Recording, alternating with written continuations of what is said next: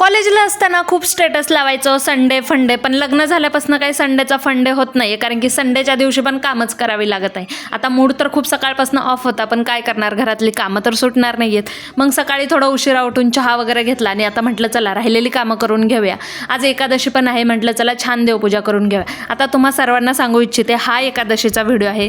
कालच्या व्हिडिओ खाली तुम्ही सगळेजण कमेंट करत होते ताई आज एकादशी आहे, तर कोणताच व्हिडिओ त्या दिवशी शूट करून पोस्ट केला जात नाही. कोणता पण व्हिडिओ एक दिवस आधीच शूट केलेला असतो आणि तो आजच्या दिवशी पोस्ट होत असतो.